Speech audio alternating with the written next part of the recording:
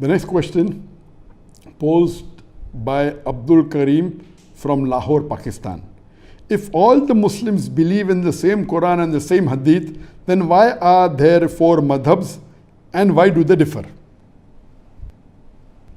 This is a very important question and a very sensitive question. The brother posed the question that if the Muslims believe in the same Quran and believe in the same Hadith, then why are there 4 madhabs and why do they differ? I do agree that as far as the Sunnah wal Jamaat is concerned, major chunk of the Muslims, all of us believe in the same Quran, we believe in the same Hadith, we believe after the Quran is the Bukhari, the most important, then Sahih Muslim is there, then you follow the 𝘇· that Abu Dawud, Tirmidhi, then Ibn Majah, Sunan Nasa'i.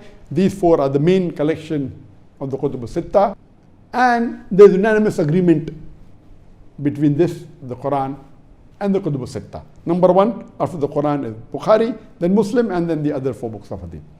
Regarding a question that why are there 4 madhabs and why do they differ?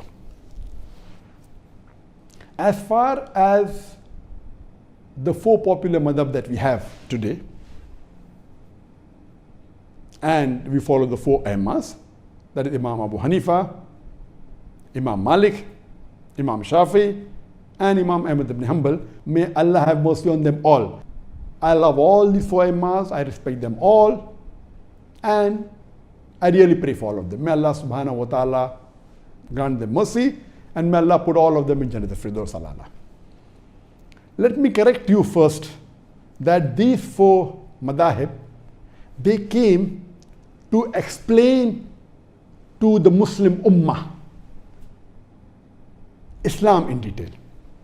Let me tell you that they don't differ always. They differ rarely. More than 90 to 95%, all the 4 madhab are the same. They may differ in some issues, maybe minor issues.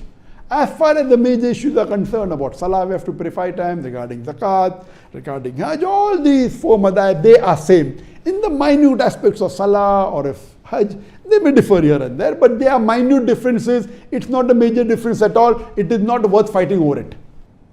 So let me tell you that 90 to 95% of all these 4 madhab are the same exactly. They may differ in small issues and very few. All these 4 a'immas, they said that if you find any of my fatwa, any of my verdict, which goes against Allah and His Rasul, which goes against Quran and Sahih Hadith, then you throw my fatwa on the wall. So all these 4 a'immas, they were great scholars, and they came to explain the deen to us. Regarding why do they differ if we follow the same Quran and the same Hadith, is a very important question, and this question troubled me for many years.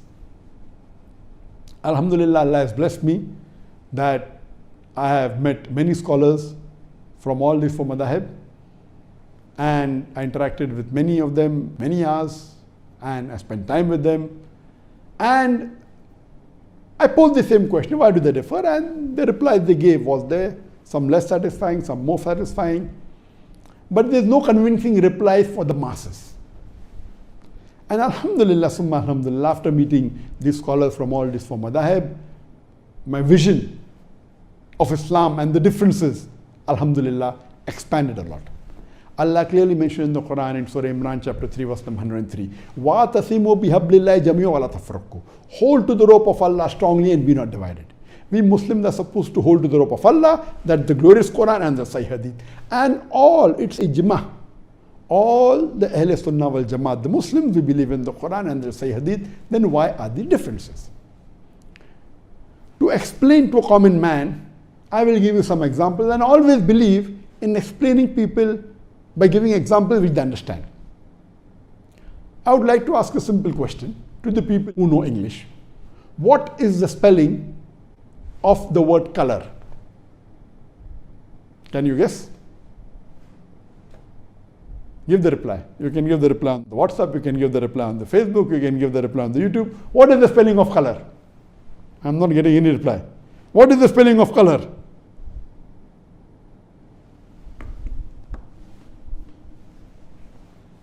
What is the spelling of color? Some may say the spelling of color is C-O-L-O-U-R. Some may say the spelling of color is C-O-L-O-R. Which is correct? A person who is well versed with English will tell you that the first spelling is the spelling of British English. C-O-L-O-U-R is the British spelling for the word color. C-O-L-O-R is the American spelling for the word color. I am asking the question, which is correct? C-O-L-O-U-R or C-O-L-O-R? And again, you'll have difference of opinion. Some will say C-O-L-O-U-R is correct if he's a British. Some will say C-O-L-O-R if he's an American. Some will say both are correct. But even if they differ, you never find them fighting over this issue. They may differ. A Britisher will say C-O-L-O-U-R is correct. I'm an Indian. We were ruled by the Britishers, and quite a large portion of the world was ruled by the Britishers. So all those who were ruled by the Britishers and we were British colonies, we will follow British English and we'll say the spelling of color is C-O-L-O-U-R. The American will say C-O-L-O-R. We agree to both. A Britisher would prefer C-O-L-O-U-R, but if someone says C-O-L-O-R, fine. We agree to differ. Same with the American, he will say C-O-L-O-R, but he agrees. He believes that is better, but he agrees with C-O-L-O-U-R also. Similarly, this is just an example I've given you. How do you pronounce O-F-T-E-N? How do you pronounce O-F-T-E-N? Some will say often, some will say often. Previously it was often, then it became often. Now new people are saying no, often is correct. T is not silent, it should be pronounced. Some say T is silent, and then there's a big debate for that. But we realize that both are correct in their own ways. Similarly, these schools of thought, four that we have, actually there were many tens and hundreds of imams and scholars. These four, Imam Abu Hanifa, Imam Malik, Imam Shafi, Imam Ahmad ibn Hanbal, may Allah have mercy on them all. May Allah grant them Jannat-e-Firdaus to all. They were more popular, or maybe their students made them popular. There were many other imams, many other sheikhs, many other scholars. But these four, their teachings became more popular. Maybe the students made it more popular. And that's how we have these four major madhabs. But all these four great scholars and four aimmas, they never came to bring a division in the Muslim Ummah. They explained their point of view. Because if it's very clear cut in the Quran, there is no problem at all. If it's clear cut in the Hadith, the difference comes when there is a difference of opinion. Now, why is there a difference of opinion? I will discuss that. Previously, I used to think, okay, fine, maybe the difference is in the Hadith. Some people say Sahih Hadith, some people Zaif Hadith. That is the difference. That is not the real answer. That may be in some cases. After meeting so many fuqahas and scholars of the different madhahib, I've come with this example of the spelling or the example of pronunciation. So similarly, these madhahib differ. What is the major reason? According to my study, there is usul-e-fiqh, that in areas where it is not very clear-cut, Quran says alcohol is haram, there is no fiqh in it. Allah says haram, it's haram. So no one will differ allowed or not allowed. So that's common. Where there is difference in understanding the Quran or the Hadith, etc., then the fiqh starts. So as far as usul-e-fiqh is concerned, there are different criteria for giving your ruling on fiqh. Some may have 5 criteria, some may have 6, some may have 7, some may have 9, some may have even 10. I will not discuss in detail, time does not permit and difficult for common man to understand. I'll just give you a few examples for better understanding. Number one difference is difference in the criteria. As far as the first 2 criteria are concerned, it is the same. Number one criteria in all madhahib, all schools of thought, it is Quran. Number one, there is no difference in it. Number 2 is the mutawatir hadith. All the schools of thought believe that number 2 criteria for fiqh is the mutawatir hadith. What is the mutawatir hadith? There are various different classifications of hadith. One of the classifications is depending upon the narrators, the chain of narrators. Mutawatir hadith means a hadith in which there are various chains of narrators in every generation. That means that hadith has been narrated by many sahabas who heard the Prophet say that. Then the next generation, tabain, there are many tabains who repeated that hadith. Then the tabain, many tabain repeated that hadith. So in every generation there are many narrators. So in one of the classification of hadith, it is based on narrators. It is maybe a gharib hadith, a single chain of hadith. Then there's ahad hadith. One narrator is there at any one stage, only one narrator. For example, the very famous hadith, the first hadith of Sahih Bukhari, Umar radiallahu anhu, he said that the Prophet said, Innamal amal binniyah. Your actions are based on your intention. All you find this hadith in Bukhari, in Muslim, in various books of hadith, but there's only one Sahaba who narrated it. So if any of the stages, where the stage of Sahaba or the Tabain or Tabain, any of the stages of narration, if any of the stages have only one narrator comment in all the hadith, it becomes ahad hadith. So there are various chain of narrators, but all the narrators end to Umar radiallahu anhu, and then Umar radiallahu anhu narrated what the Prophet said. So it becomes the ahad hadith. It may be a mashhur hadith, there may be 2 or 3 narrators, and it keeps on various categories. The highest category is mutawatir. That means several narrators at every stage. That means every stage have many narrators. Number is not fixed, there has to be more than 4 or 5.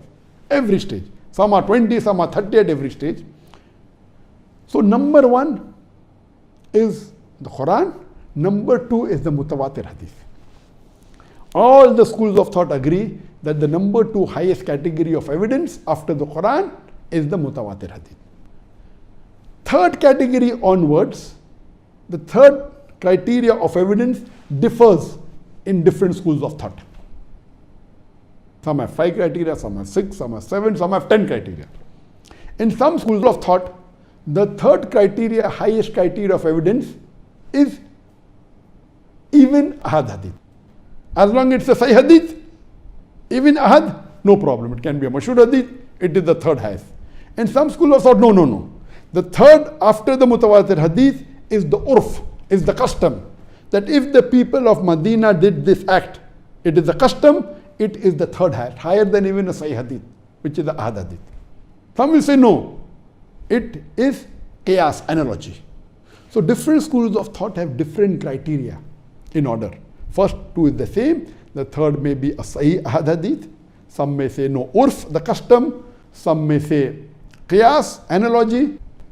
Other group, the fourth becomes ahad hadith, the fourth becomes custom in some schools of thought.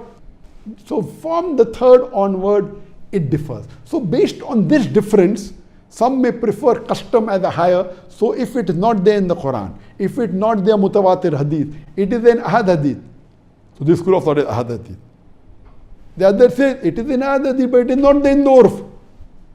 So I will not believe, I will give urf more importance, custom more importance. So the differences arise in what you give more importance to. Do you give importance more to urf, the custom? Do you give more importance to qiyas, analogy? Or do you give more importance to ahad hadith? From third level, it keeps on differing in different schools of thought. So because of that, what you give more importance to differs. That's how the ruling differs. But all these rulings are minor. What we have to understand, that we have to respect the ruling of all the 4 schools of thought. Because all the 4 schools of thought are based on Quran, they are based on hadith, but the level of importance may differ. Some schools of thought say, they may have a criteria.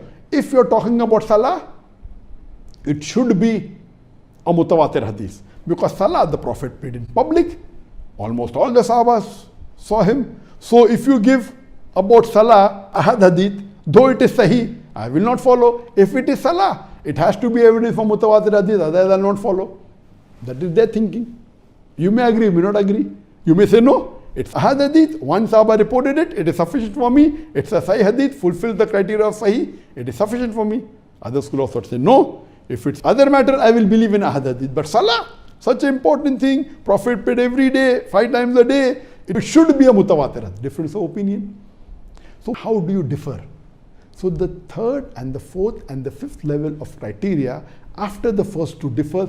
This is the reason why the major difference is there in the four schools of thought. It may be difficult for people to understand. Number two, the difference may also be that you may differ that whether it's a Sahih Hadith or not. Some may say it's a Hasan Hadith. Hasan Hadith is the lowest level of Sahih Hadith. Some will say no, it is a Daif Hadith.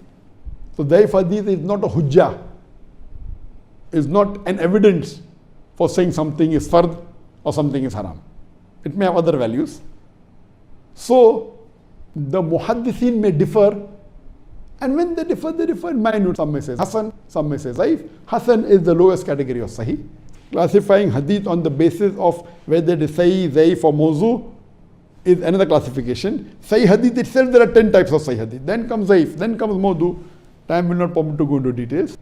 So the second type of difference of opinion in fiqh, besides the criteria, is whether the hadith is Sahih or Zaif. Few. Third may be difference in understanding the hadith. For example, the hadith of the Prophet ﷺ, that after ruku, the Prophet stood and he kept his hands where they were.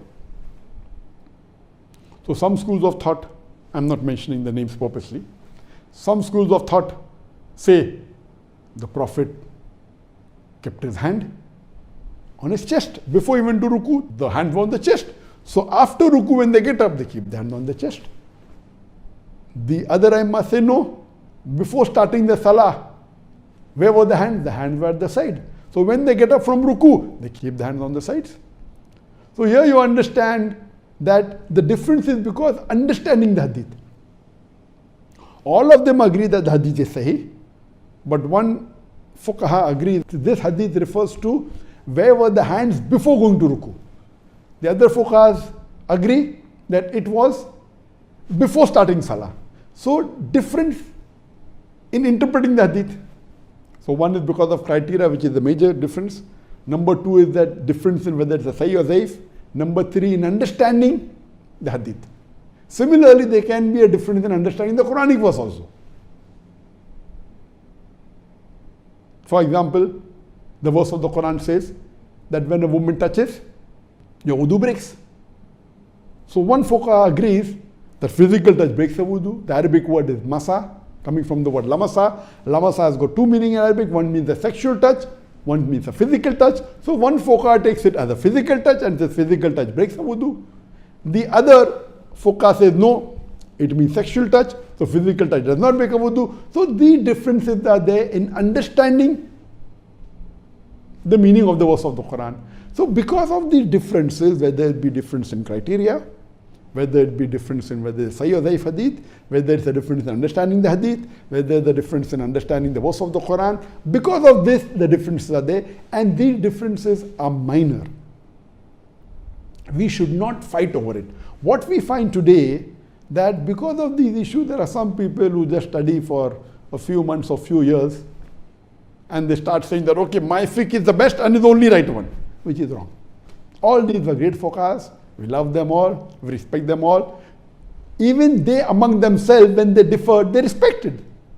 They agreed with the other view. What they said, my view I think is afzal. It is better. That doesn't mean you are wrong. But today, most of them, you are wrong, I'm right. What I say, even I am right. To say I am only right is a big problem. Or you can say, I think this is afzal, this is better. That you can say. But today what we have, no, I am only right, you are wrong. Because of that, there is tension and there is fighting. We Muslims should be united. These are petty issues. The differences are going to be there. There were differences in the Sahabas. We should not fight over it, and we should agree that we agree to disagree. We should not fight over it. And all these issues are not on the major issues, they are minor issues. So I request the Muslim Ummah that we should be united, and we should respect these Aimmas, and we should respect the scholars, and see to it that we follow the Quran and Sahih Hadith as close as possible. Hope that answers the question.